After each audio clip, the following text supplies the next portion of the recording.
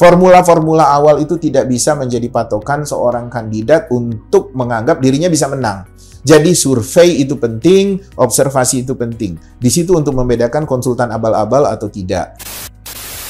Teman-teman survei itu, basic konsepnya, mindset mereka itu adalah frekuensi, angka, kuantitatif. Sementara lembaga pemenangan, lembaga survei itu, konsultan pemenangan itu, dia basicnya adalah combine dari kuantitatif dan kualitatif. Nah, itulah kenapa lembaga survei ketika memberikan rekomendasi, dia akan kering. Dia hanya akan berbasis frekuensi. Nah, di situ ketahuan tuh mutu dia sebagai konsultan politik yang keren atau enggak, tuh ketahuan.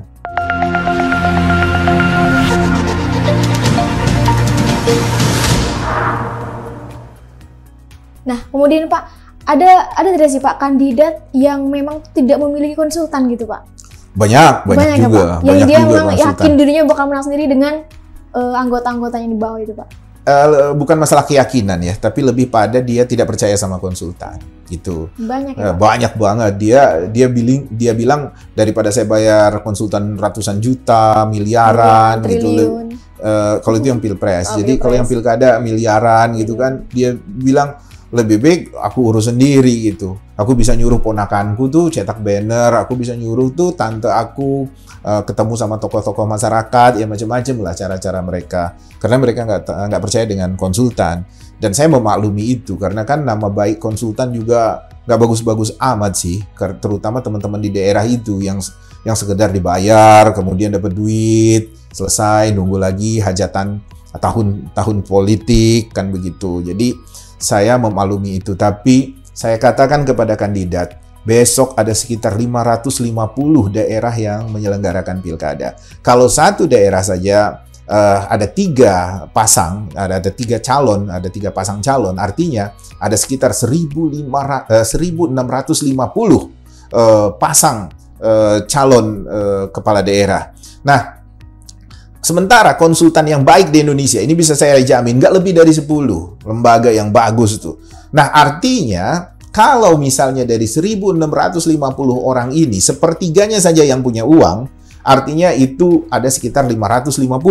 550 ini berebut untuk dapat konsultan yang baik ini. Dan konsultan yang baik ini, kalau dia dibagi rata, itu berarti satu konsultan dia megang 55 klien. Itu nggak mungkin. Ya memang ada banyak itu teman-teman di Jakarta ini, lembaga-lembaga nasional itu terima-terima aja gitu. Tapi nampung-nampung ya ditampung-tampung aja, tapi enggak lah, itu nggak benar. Karena Citra Indonesia sendiri kapasitasnya hanya bisa menghandle 3-4 kok yang untuk the whole package ya. Untuk paket yang betul-betul kita kawal dari awal sampai akhir itu kita paling 3 atau 4 klien gitu. Apalagi kita sekarang lagi ngurus pilpres juga gitu. Jadi nggak mudah lah untuk dapat klien, untuk dapat konsultan yang baik itu. Bayangkan satu klien itu rebutan itu untuk satu lembaga pemenangan yang bagus itu, dan lembaga pemenangan yang bagus itu terbuka peluangnya untuk menghandle sampai 50 lebih klien, dan itu nggak mungkin. Tapi ya itu seperti yang Putri tadi bilang, mereka terima-terima aja gitu. Tapi makanya saya ingatkan kepada klien, tanya sama lembaga pemenangan itu, konsultan politik itu, kalian sudah megang berapa orang? Dan harus jujur gitu. Jadi kalau misalnya mereka tidak jujur, batalin kontraknya karena nggak akan kepegang. Pasti ya sudahlah, asap-asap saja itu. Parfum-parfum aja yang disemprot-semprot itu, yang penting klien senang itu. Menang kalah itu urusan belakangan, dan itu nggak boleh sebenarnya ya. Sangat tabu lah. Citra Indonesia nggak mau melakukan itu. Kita jujur. Bahkan ada 1-2 kasus Citra Indonesia di tingkat nasional kita membela koalisi A Pilpres, ternyata di level provinsi itu koalisi B parpolnya yang tidak ada di koalisi A. Ya kita jujur, kita katakan di level nasional kita membela koalisi A. Apakah Bapak atau Ibu tetap berkenan kita urus? Karena Ibu atau Bapak ada di koalisi B. Tapi kita nggak ada masalah karena di wilayah itu masih bisa kita treatment.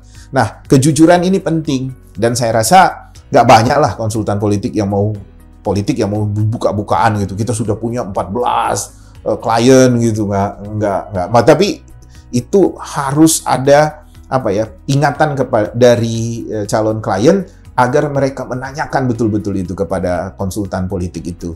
Agar fair, agar uang yang dibayar itu bisa dipertanggungjawabkan. Nah Pak, untuk lembaga-lembaga yang menampung banyak-banyak kandidat ini untuk apa sih sebenarnya banyak-banyak itu Pak? Ya dia tampung banyak-banyak untuk dapat duit sebanyak-banyaknya Putri. Ingat, ini kan tahun politik. Sekarang ini kan baru di 2024 yang namanya pemilu serentak. Itu artinya akan ada hajatan politik itu 5 tahun lagi. Nah, lembaga-lembaga survei, lembaga pemenangan, lembaga konsultan politik dan segala macam ini 5 tahun ini mereka kan bisa hilang.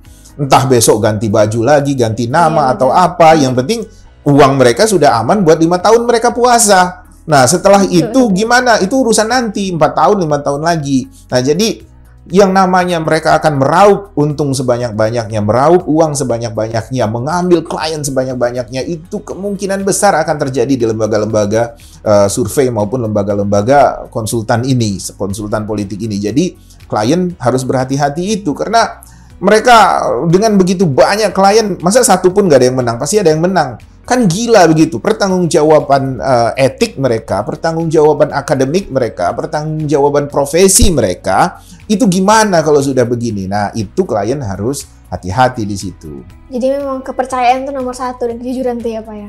Iya, kejujuran dari konsultan itu kan. Jadi konsultan politik itu, walaupun di situ ada nama politik di situ, dia sama seperti konsultan pajak, konsultan hukum, termasuk dokter. Jadi orang yang memberikan rekomendasi atau advice profesional mereka. Nah, advice profesional ini based on capacity. Jadi kalau klien mereka sudah banyak, kapasitas apa yang bisa mereka berikan kepada klien mereka? Orang pasiennya sudah banyak. Kan nggak mungkin satu dokter dalam satu hari misalnya menghandle 60 pasien tuh dalam satu ruangan khusus, ruangan tertentu. Nggak mungkin lah gitu. Pasti ada yang sekarat itu pasti pasiennya. Nggak terhandle sama dokter itu. Nah, begitu juga konsultan politik juga seperti itu. Oke, baik Pak. Yang terakhir nih Pak.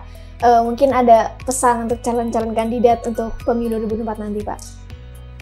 Pesan-pesan itu ada beberapa poin. Yang pertama, doa itu penting. Tapi doa itu tidak ada artinya kalau klien ini pelit sama timnya sendiri, pelit sama konsultannya gitu kan. Kemudian harus berhati-hati memilih konsultan politik, bedakan apakah mereka lembaga pemenangan atau cuma sekedar lembaga survei. Kemudian yang ketiga, mereka juga harus cek, jangan sampai kliennya konsultannya berbohong, lembaga itu berbohong. Mereka sudah menghandle banyak, tapi dibilang, enggak Pak, Bapak ini baru klien kami yang kedua, gitu-gitu. Nah, itu harus juga dicek. Kemudian yang keempat, dicek juga apakah konsultan politik ini berafiliasi dengan koalisi pemenangan tertentu. Jadi jangan sampai ada konflik interest di situ. Satu sisi ternyata dia sudah dikontrak oleh parpol X, ternyata dia mendukung kandidat yang didukung oleh parpol Y, yang X dan Y ini ternyata berseteru gitu di level nasional atau mungkin di level daerah itu juga bisa. Jadi etik-etik seperti ini itu harus didiskusikan ketika pertama kali lembaga pemenangan konsultan politik bertemu dengan kliennya, dan klien berhak untuk memeriksa itu dan berhak untuk memutuskan akan lanjut atau tidak dengan konsultan itu. Demikian. Oke, baik, terima kasih Pak. Terima kasih juga untuk teman-teman Citra Indonesia. Jangan lupa untuk saksikan terus. Kemudian jangan lupa untuk like, komen, dan subscribe video-video kami. Terima kasih. Kami jamin Anda menang.